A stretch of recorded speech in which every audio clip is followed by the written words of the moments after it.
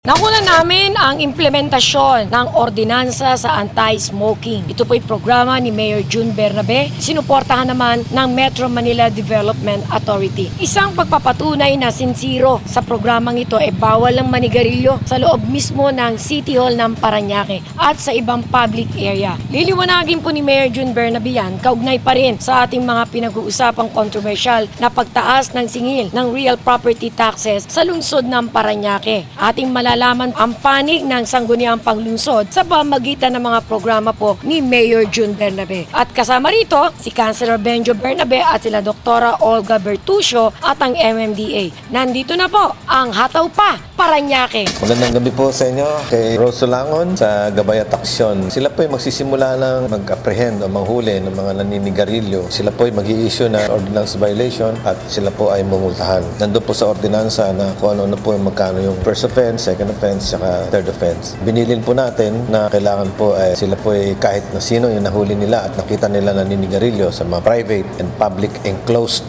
places, sila po ay nararapat na manghuli. Mga empleyado yan, 20 yan, dadagdagan pa namin. Ang ating lungsod ay labas na po ng isang resolusyon kung saan nagbibigay, ordinansa rather, kung saan nagbibigay tayo ng mga no smoking areas, kung saan pinagbabawal na po natin ang paninigarilyo sa mga publikong lugar. At meron na po tayong mga designated areas kung saan ay doon lang po pinapayagan. Pinopromote natin ang healthy lifestyle dito po sa lungsod ng Parañaque. Ordinance number 10, 2009, series of 2008, na kung saan ay pinagbabawal na ho natin ang pagsisigarilyo sa mga lugar na publiko. Pagtingin naman ho sa kalinisan, ang ating lungsod din ay nag-launch ng isang proyektong tawag natin Parañaque Ko, Love Ko. Pinagbabawal din ho natin yung pagkakalat ng basura. Yung mga tao nagtatapon ng basura sa iba-ibang lugar ay napupunta sa ating mga creek. Pag napunta sa ating creek ang ating basura, nagbabara at yung mga tubig, iimbis sa dumaos ng mabuti, ng maluwag, ay nagkakaroon ho tayo ng restrictions. Nag-overflow ang ating mga creek. So sa ganitong klaseng programa, kami po yung maasa na makakatulong kami hindi lang ho sa kalusugan ng ating mga kababayan, kundi dun sa ating pag-iwas ng baha o pag-prevent ng pagbabaha sa iba-ibang lugar sa ating lungsod ay ating masusugpo.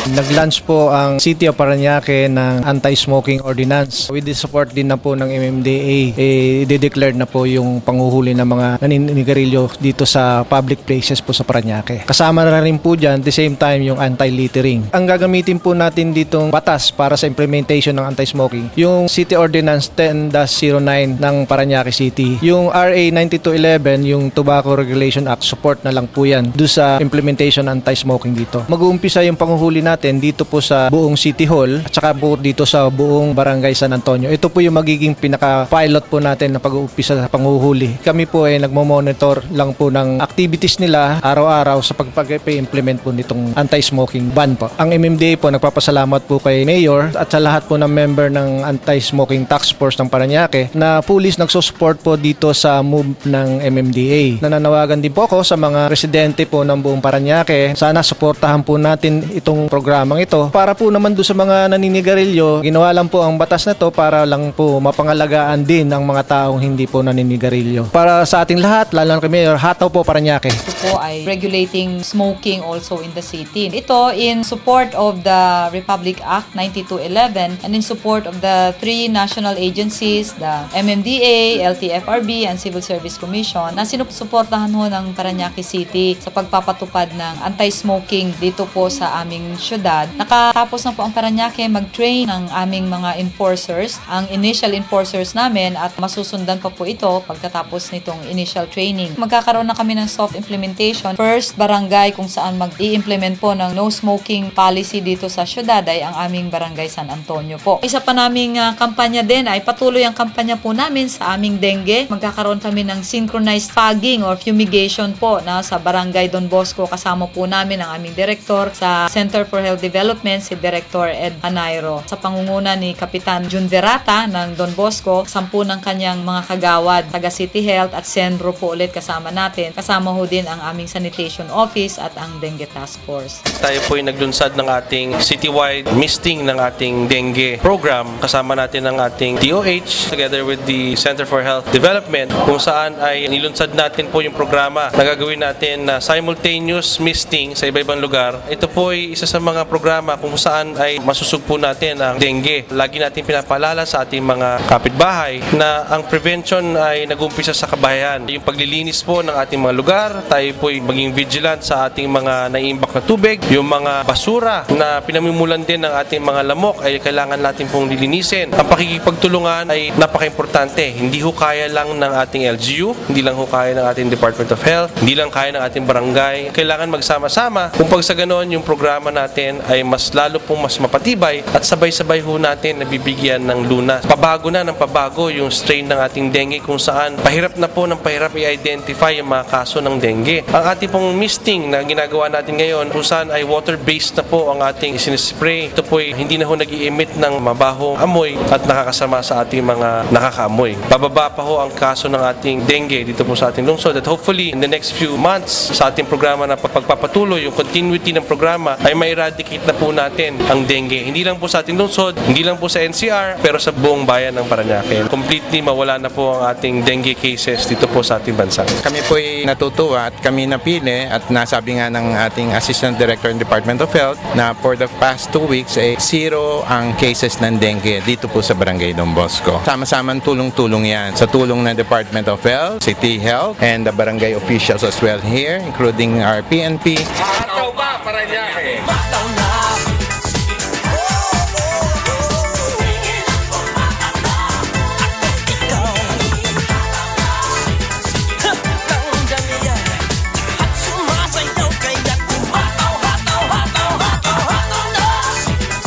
Tuloy-tuloy po, napakarami pa hong activities na naka-line up. Sama-sama po ang mga ahensya dito sa Parañaque City para patuloy po at ma-maintain ho namin ang tunay na kalusugan at kalinisan po sa aming syudad. Hataw pa, Parañaque! Yung urban gardening naman is September 10, alas 4 ng umaga. Ito naman po doon sa hunger mitigation, sa programa po natin ng poverty alleviation. Tinuturuan po natin ng mga kababayan natin na magtanim ng mga halaman, mga gulay, kahit na po sa mga paso, sa mga containers, mga recycled soft drinks bottles para hindi na sila bibili. Binibigyan natin sila na binhi o ng buto at yun ang kanila itatanim. At tinuturuan sila kung paano nila alagaan. Malaking bagay po yan sapagkat alam na po natin, maski gulay lang at kanin, marami na pong sustansya na nakukuha ang ating mga kababayan. Siyempre, importante, balanced diet. Protein, carbohydrates, milk. Pero at least basic yung vegetables, marami po dyan vitamins and minerals.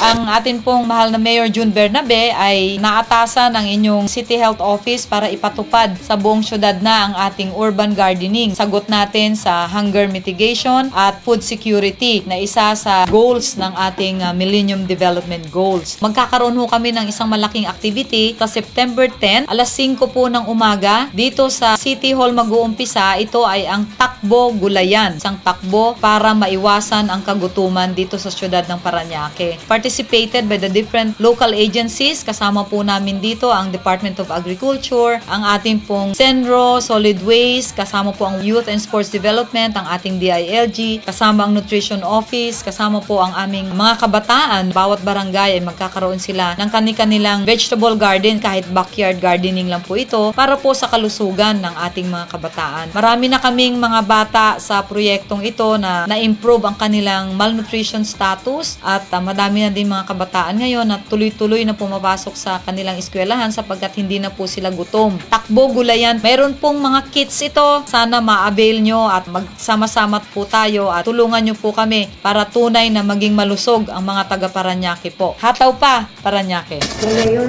paano po nagagawa pa po Parañaque City Government po samantala ang dami-daming subdivision, talagang develop na po industrial na po itong Parañaque. Pero still, sa mga ganitong programa po napapagtuunan pa ng pansin. Oo, kasi hindi naman po lahat nakatira sa subdivision. Meaning, marami din pong mga living below the poverty line. Kaya tinutulungan natin. Some of them are gardening. Siyempre, hindi naman natin, ako lang naman lahat ng gumagawa niyan. Meron tayong mga department heads. Nandyan si Dr. Olga Bertucio. Nandyan po ang Agriculture Department. Si Mrs. Ferrelino. Nandyan din po yung DSWD. Kaya delegated po lahat yan. Si Mrs. Bernabe, katulong po natin yan sa Clean and Green, sa beautification, sa health and nutrition program natin. Yun po naman mga first ladies ng ibang cities ay nagbuo sila ng isang metro Metro Manila wives at sila po ang pangunahin nagtutulak nung Metro ko, Love ko. Sa Parañaque, siyempre, Parañaque ko, Love ko, ang in charge po dyan at inatasan ay si Mrs. Girlie Bernabe. Mayor, kanina narinig ko po, ibigay ito sa mga empleyado,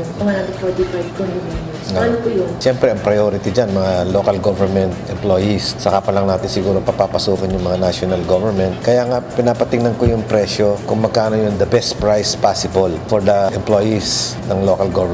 Kasi pag masyado mahal, siyempre walang bibili. Mayor, kamusta po yung ating financial status ng city? Tumaas pa tayo? Ang trend natin pa-increase ng collection annually. Last year, naka 18% tayo na-increase. Normally, mga 10% lang yan Pero dahil sa pagtutulak ni Treasurer Susan Cuneta, yung mga nagta-tax mapping, yung mga nagpapadala ng sulat, ng notice of delinquency, publication ng mga delinquent properties, andun po yung pahiwatig na mag-o-auction. Kaya pinapublish po yan in compliance with the auction proceedings. Pag nakatatlong publication ng mga delinquent real estate properties at hindi pa nila binayaran, ni-auction na po yan. Yan po namang pagdagdag po sa real property taxes natin, ito po ay inihain na for first reading sa Sangguniang last Thursday. Pupunta na po tayo dun sa phase na atin pong ipapaliwanag sa mga taong bayan, para barangay, kung gaano kalaki yung increase. Natural sa isang political body ang merong nandun sa kabilang partido at yung kabilang partido po na yun, yung iba, hindi naman natin masabi lahat at meron kami mga particular persons na alam na nagkakalat ng maling impormasyon. Sinasabi nila na 300% daw ang increase or 240% ang increase. Hindi po totoo yan. Ang tataasan lang po sa tasa ay yung lupa. Kung binabayaran mo sa lupa ay 1,000, magiging additional 200% yun. 1,000 times 200% is 2,000. 2,000 plus 1,000 is 3,000. Bali yung 2,000 lang ang increase. For the year, doon sila nakakapasok ng misinformation. Papatak lang po yun ng mga 20% increase. In accordance with the National Government, Local Government Code, with our ordinance, meron po kami mga sample computation. So, halimbawa, ang bahay mo ay halagang 1,500,000 tapos ang lupa mo ay 280 square meters. Ang magiging increase po niyan ay mga 1,300 pesos a year. Yung 21,000 magiging mga 22,500. So, maliit lang ang tataas. Ang huling-huli po naming taas 1997 pa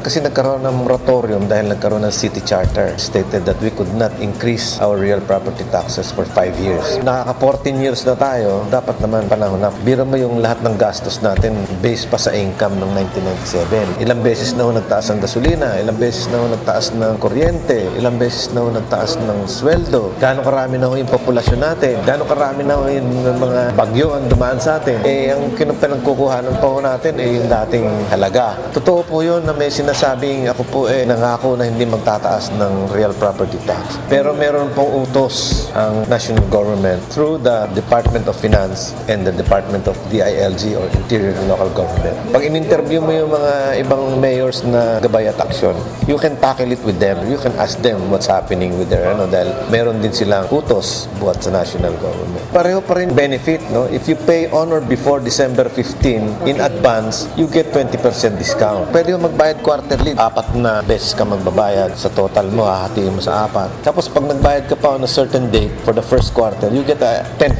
discount. May mga property owners talaga na either nakakalimutan nila or ang dahilan nila ay hindi nila alam na kasali pala yung bahay. Sa mga kababayan natin, tingnan nyo mabuti yung dokumento ninyo kasi dalawang klase ko yung tax declaration. Isa ho para sa lupa, isa ho para sa bahay, sa building. At ikatlo, kung ikaw ay business, yung makinarya, machineries and equipment, may bayad po yun. Does not excuse anyone from not knowing because that's the law. Sabi nga, lahat po tayo, dalawa lang bagay hindi natin maiiwasan. Isa ho yung kamatayan at saka yung ikalawa yung pagbabayad ng buwis. Na-release na namin yung mga passports. 630 passports were released. Sa susunod naman namin, isasabay namin yung NBI clearance. Yung pong pagtataas ng buwis ay meron pong mandate ang ating pong Department of Finance at Interior Local Government. If it were only up to me, sabi ko, we will just increase the efficiency of our collection, which we are doing naman, nag-i-increase naman. But in reality, we just cannot cope up. Sa dami kasi ng request, pangangailangan, maintenance, sa dami po ng populasyon. In comparison with the other cities, baka mag-suffer tayo. Sa lahat ng kayo mangyari, yung magmukha ho tayong kawawa. Hindi naman po yan mangyayari kung lahat ay makakaunawa. Because I'm on my last 2 years of my term, binibiling ko sa mga department heads namin na just because I'm leaving, tuloy-tuloy natin yung quality ng servisyo natin. Dami po nating mga iba-ibang projects, tuloy-tuloy din po. Ito po si Mayor Florencio Bernabe